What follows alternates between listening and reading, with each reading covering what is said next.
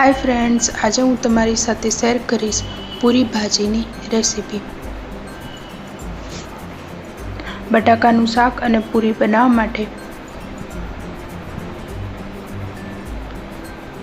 અહીંયા મેં 5 બટાકા લીધા છે। તેને 2 ભાગમાં કટ કરીને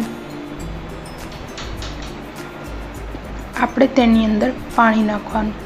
પાણી નાખીને અને 4 સીટી વગાડી લેવાની।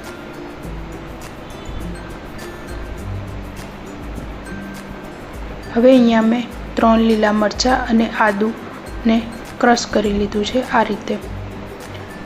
હવે પૂરી બનાવવા ઘઉંનો લોટ 1 ચમચી મીઠું તેની અંદર નાખ્યું છે, 2 ચમચી તેલ નાખ્યું છે અને તેને મિક્સ કરીને થોડું થોડું પાણી નાખીને આપણે તેનો પૂરીનો લોટ બાંધી લઈશું આ રીતે।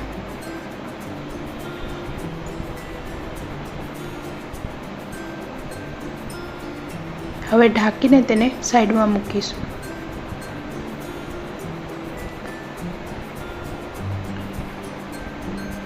અહીંયા બટાકા બફાઈ ગયા છે। હવે બટાકાની છાલ કાઢી લીધી છે। એક પેનમાં મેં 3 ચમચી જેટલું તેલ નાખ્યું છે, 1 ચમચી જીરું નાખ્યું છે, જે આદુ અને લીલા મરચાંની પેસ્ટ તૈયાર કરી હતી તે નાખી છે।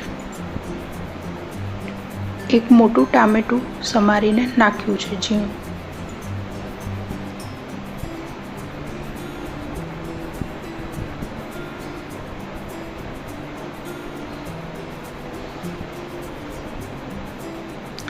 તેની અંદર 1 ચમચી કશ્મીરી લાલ મરચું પાવડર, 1 ચમચી લાલ મરચું પાવડર,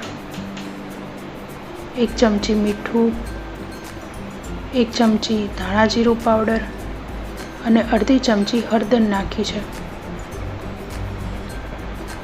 અને અડધી ચમચી આમચૂર પાવડર નાખ્યો છે। હવે આ બધાને આપણે મિક્સ કરી લેવાનું અને 2 મિનિટ સુધી મસાલાને થવા દેવાનું।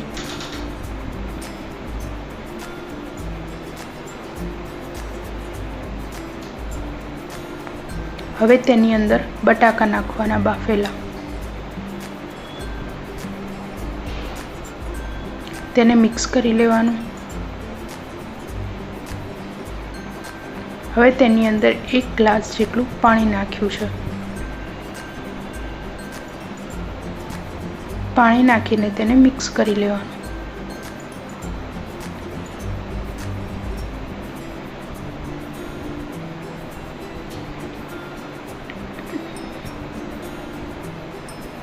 અહીંયા 4 મિનિટ સુધી શાકને થવા દેવાનું। બટાકાનું શાક તૈયાર છે।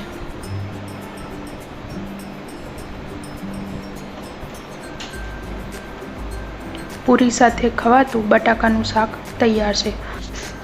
હવે પૂરી બનાવી લઈશું।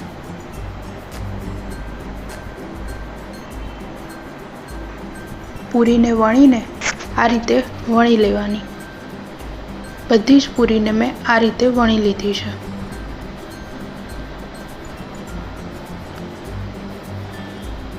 ગેસ ફાસ્ટ રાખવો અને પૂરીને તળી લેવી। ઉપરથી સહેજ ચમચાને પ્રેસ કરશો એટલે પૂરી આ રીતે ફૂલી જશે।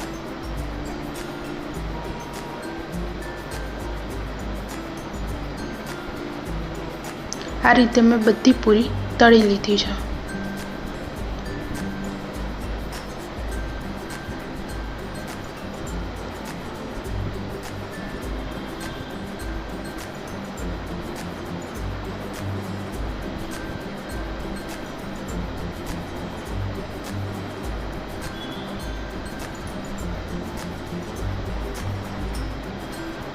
તૈયાર છે પૂરી ભાજી।